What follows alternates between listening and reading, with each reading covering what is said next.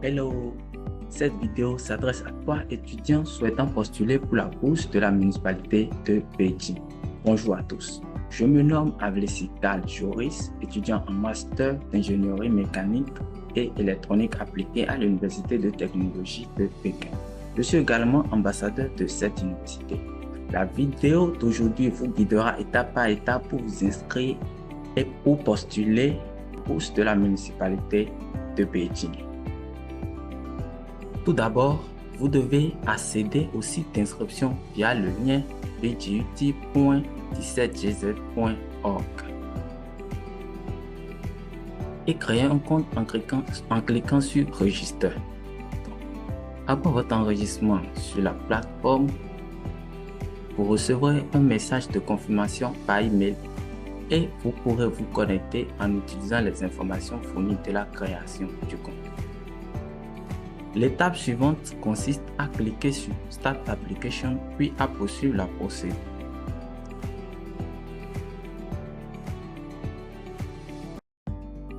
Alors ici vous cliquez sur I have read and agreed to the regulation.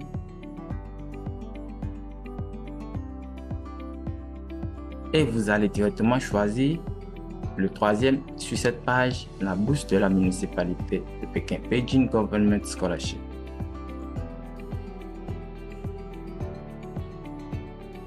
Vous devez savoir que cette bourse ne prend en charge que vos frais de scolarité et il y a des exigences sur vos notes à la fin de chaque année pour continuer à l'obtenir l'année suivante. Comme par exemple, après votre premier semestre, vous devez avoir le niveau 3 du test de la langue chinoise. Vous devez choisir ensuite le programme auquel vous souhaitez postuler, licence, master ou doctorat. Par exemple, pour la licence, sur cette page, vous trouverez la liste des filières disponibles. Sélectionnez celle qui vous intéresse et cliquez sur Apply pour poursuivre l'inscription. Alors, vous devez maintenant remplir un formulaire ce formulaire-ci dans lequel les champs qui sont marqués d'une étoile rouge sont obligatoires. Et parmi les informations requises, il y a cette question ici, votre lieu de résidence actuel. Il est écrit, est-ce que vous êtes en Chine ou non? Pour ceux qui sont à l'extérieur actuellement, vous devez répondre non. Il y a aussi cette partie qui est une rubrique pour les personnes d'origine chinoise résidant à l'étranger. Les étrangers doivent simplement sélectionner non. Alors vous continuez sur la deuxième étape qui est Step 2, Study Plan. Vous verrez que les informations déjà rentrées sont automatiquement enregistrées et vous devez rentrer les informations concernant votre niveau de langue. Ici c'est écrit chinois, donc si vous avez déjà étudier le chinois, vous mettez vos informations ainsi que le diplôme obtenu pour cela, ainsi que l'anglais. Et à cette étape-ci, vous pouvez juste mettre les informations d'un contact en Chine si vous êtes en licence et si c'est le master ou le doctorat, vous mettez le contact de votre maître de mémoire. Mais si vous ne l'avez pas encore joint, ce n'est pas grave, vous pouvez continuer la procédure. Et quand vous aurez ces informations, vous allez l'enregistrer ici.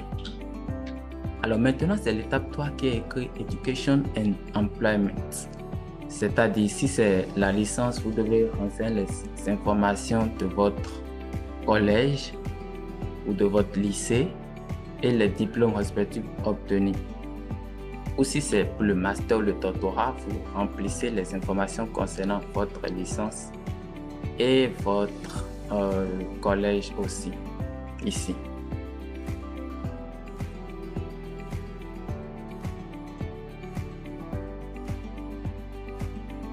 Il y a une question ici qui demande si vous aviez déjà étudié en ligne dans une université ou une institution chinoise. Vous répondez selon votre cursus.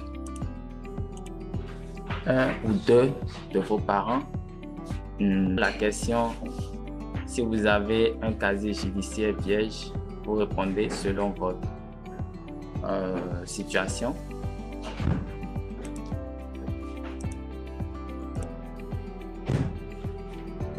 Un garant financier, ça peut être votre père, votre mère.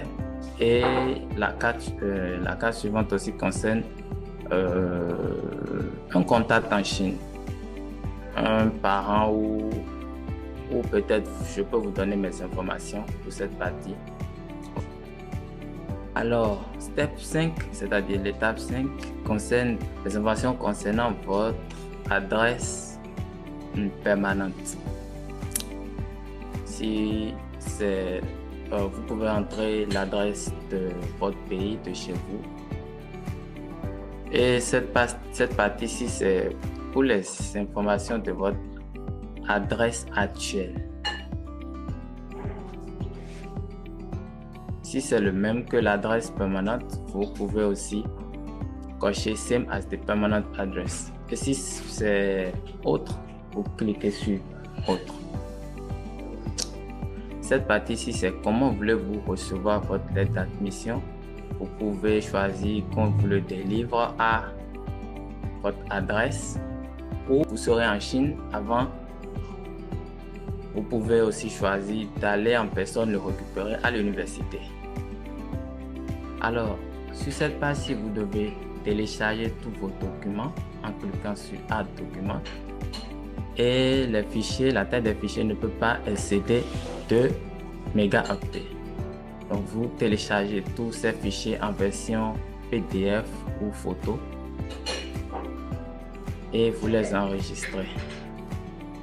Et à la fin, vous vérifiez tous vos documents encore où vous pouvez soumettre votre application. C'est tout pour aujourd'hui. N'oubliez pas de vous abonner, de liker et de partager cette vidéo pour aider d'autres étudiants. Si vous avez des questions, n'hésitez pas aussi de les poser en commentaire. J'y répondrai avec plaisir. On se retrouve très bientôt pour d'autres contenus. Bye!